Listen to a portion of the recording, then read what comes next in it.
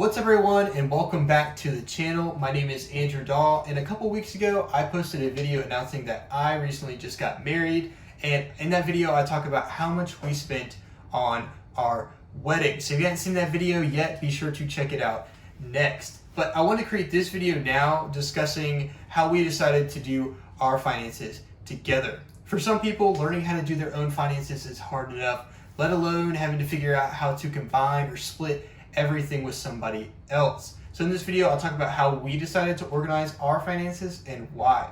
But first, a couple of disclaimers.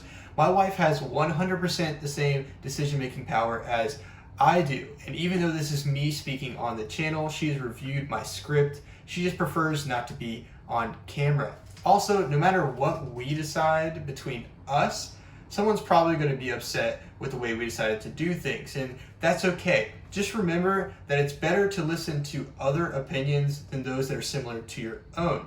You're never going to learn anything if you just sit there and listen to the same opinion that you already have. But if you get mad enough to write a comment, please do, as it'll help push our video out into the YouTube algorithm. And if you enjoy this video and the transparency in it, be sure to like and subscribe.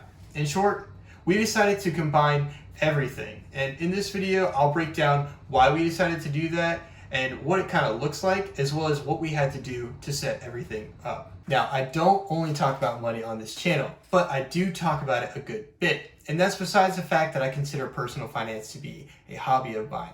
I also just consider money an important topic. I think it's a common source for disagreements in all relationships. And the closer the relationship is, the worse those disagreements can get. And this may sound counterintuitive, but that's actually why we decided to combine our finances. We wanted our marriage to be full of trust and selflessness, and we didn't want to have to split up what's yours and what's mine. We saw this as more divisive than unifying, and we wanted our relationship to be seen as a team. Now, as of the time of writing this video, my wife and I make about the same amount of money a year. She actually makes a little bit more than I do. And as a team, we not only wanted to be helping each other grow as people, but we also wanted to work on the same financial goals together and building our wealth together. And it's a little bit easier to build your wealth when you have more. This means that we set up a joint bank account, joint investing account. Our names are both on the same insurance policies, lease, and all the above. The only things that we have separate from each other are our individual retirement accounts, and there really isn't a way around that, hence the name individual retirement accounts, and everybody should have one of those. When I'm making a decision, especially a financial decision, I don't like to just consider the here and now, but I also like to think about the future and what if a situation changes. And I think the best example of this is, what if my wife and I have a kid one day? How do you split the expenses of a child? And when we think of situations like this, we see how this could make us fight more than it could bring us together as a family. Or what if one of us gets laid off and no longer has income coming in? What happens to that person's part of the bills? Now, maybe that person should have a good, healthy, personal emergency fund, but we still saw this as a potential situation that could hurt our relationship. And that to us is more important than having our own money.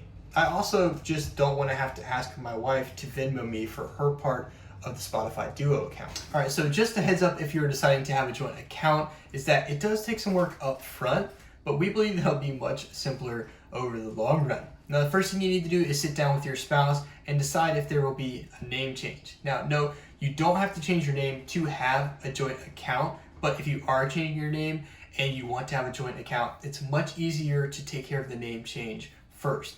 This will involve contacting Social Security offices, DMV, etc. But it'll be much easier to change your name and then combine everything under the new name, as opposed to combining everything, changing your name with the government, and then going back and changing your name on your bank accounts.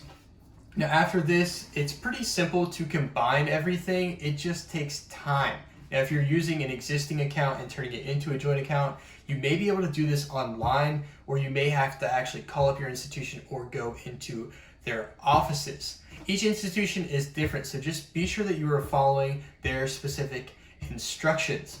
For the most part, they should take care of most of the things for you. You'll just need to be able to provide the information to them. All right, so now for pros and cons. The pros that my wife and I found in combining finances is that it puts us on the same team. such that we are now having to communicate clearly with each other about our finances, which is helping us build trust. Other than that, we're able to set financial goals and work on them together, as well as view the progress towards our goals more easily. When we do this, it helps remind us that we are sharing our money and that we are on the same financial level. Now, the only con that we could think of is actually a pro for me, but might be a con for others, and that is it's harder to surprise each other with gifts. But I hate surprises, and there is nothing worse than a financial surprise. Right now, we sit down about once a week to review the budgets that we set together, just to make sure that we're still on track for the month. And then every month, we will meet to review the previous month. Well, that's all I have for this video. If you have any thoughts, be sure to leave them in the comment section down below. And if you enjoyed the transparency in this video, be sure to like and subscribe. As always, don't forget to do something nice for some random this week. See you next time.